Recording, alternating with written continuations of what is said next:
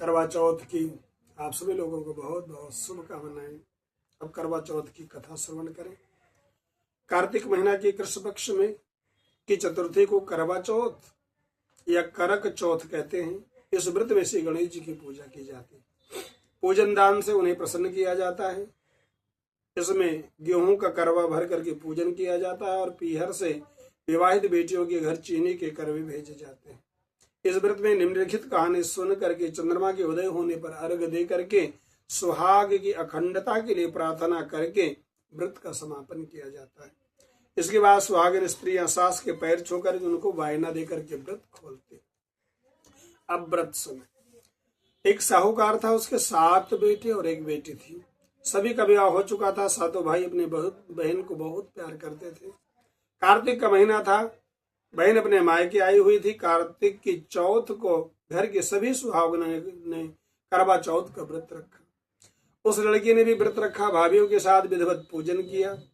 अब बस चंद्रोदय होने पर अर्घ देने के बाद व्रत खोलना था। दिन ढलने पर भाई आए। उनकी पत्नियों ने उनको भोजन परोस दिया। तब भाइयों ने बहन से कहा, बहन भोजन कर ले। तो बहन ने कहा, नहीं भैया आप लोग खाइए, मैंने आज करवा चौथ का व्रत रखा है, मैं तो चंद्रमा को अर्घ दे करके ही खाऊंगी।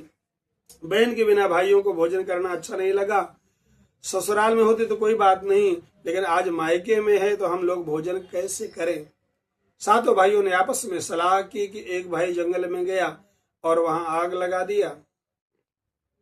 दूसरे ने कहा, चल बहन चांद निकल आया है और तुझे अर्घ दे करके भोजन कर ले। उसे छत पर ले गए और कपट पूर्वक तरीके से छलनी को उसी ढंग से उसके सामने रख दिया। ऐसा लगा जैसे चांद निकल आया है। सभी भाइयों ने जब चांद निकलने की बात कही तो उसको विश्वास हो गया और उसी नकली चंद्र को अर्घ दे दिया। फिर वो अपनी भाभीियों से बोली, भाभी भाभी चांद निकल आया है, आप भी अर्घ दे दो। तब उसकी भाभीियों ने अपने पतियों के डर से उसको कुछ नहीं बताया, बस इतना ही कहा कि अभी तुम्हारा चांद निकला है, हमारा चांद बाद में निकलेगा।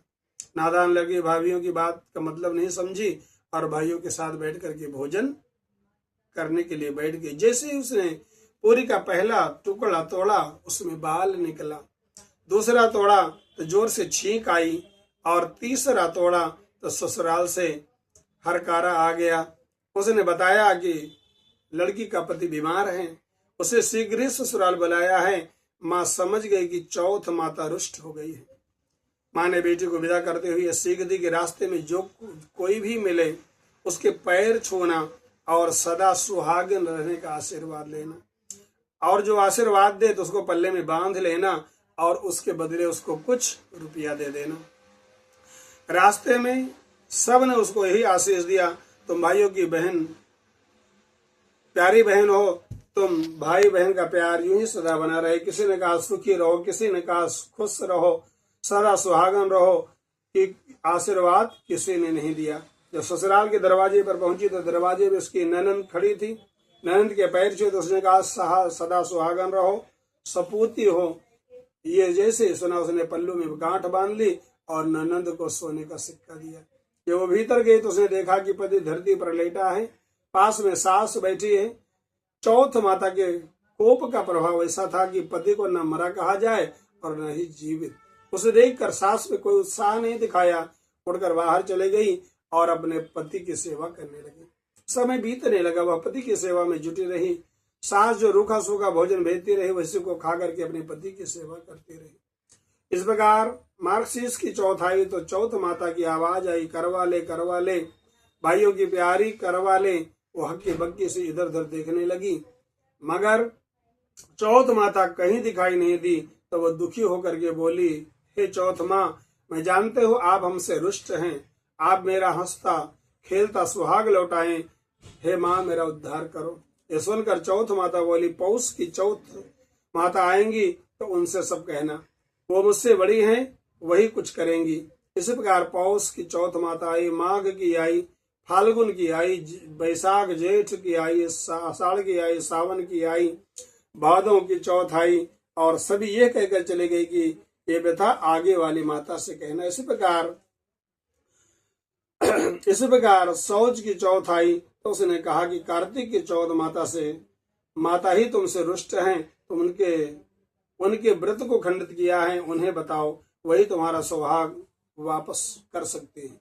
वो आए तो उनके पैर पकड़कर बैठ जाना और उसको छोड़ना नहीं जब तक वो तुम्हें सुहागन का आशीर्वाद न दें। एक अगर वो चली गई। जब कार्तिक की चौथ आई तो वो बड़े गुस्से से बोली, करवा ले भाइयों की प्यारी, करवा ले, तो दिन में चांद उगाने वाली करवा ले, व्रत खंडित होकर बोली करवा ले, भूखी करवा ले। ये समझ गए कि चौथ माता बहुत गुस्से में है, उसे भागकर चौथ माता के पैर पकड़ लिए और गिड़गिड़ा कर बोली, हे माँ मुझे माफ कर दो, भाइयों के प्यार में मैं व्रत का महत्व समझ नहीं पाई।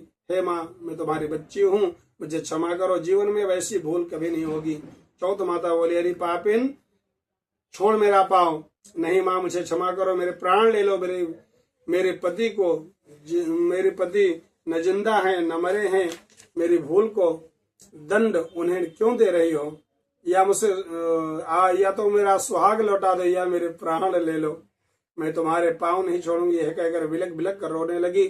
चौथ माता को उस पर दया आ गई, आंखों आंसुओं से चौथ माता के क्रोध को शांत कर दिया। वह बोली, चल चल अब छोड़ मेरा पैर, क्षमा किया मैंने तुझे, याद रहे जीवन में अब ऐसी कभी भूल मत करना, सदा सुहागन हो सपूती हो। कहकर चौथ माता आंख से काजल, नाखून से मेहंदी और टीके से रोली लेकर अंगुली से उसके पति पर छीटा दिया और वो उठ कर बैठ गया। तभी माता अंतर ध्यान हो गई। उसका पति बोला, आज बहुत सोया, आज बहुत गहरी नींद थी। वो बोली, नींद नहीं थी, पता नहीं क्या था, आप न जीवित थे न मृत। मेरी भूल के कारण चौथ माता आप पर कुपित हो गई थी और उनकी कृपा से आज आप अच्छे हुए हो।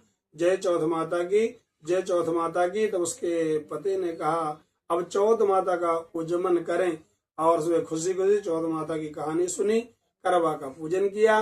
पति पत्नी दोनों ने प्रसाद खाया, फिर हंसी खुशी चौपट खेलने बैठ गए। दूसरे घर में सास ने बहू के लिए रूखा सूखा खाना भेज दिया। जब दासी खाना लेकर के आई और दोनों को चौपट खेलते देखा तो उसने मालकिन को बताया कि बेटा बहू खुशी खुशी चौपट खेल रहे हैं। तो सारे गांव में ये बात प्रसिद्ध हो गई, चौथ माता का व्रत करने से सुहागनों का सुहाग अखंड होता है।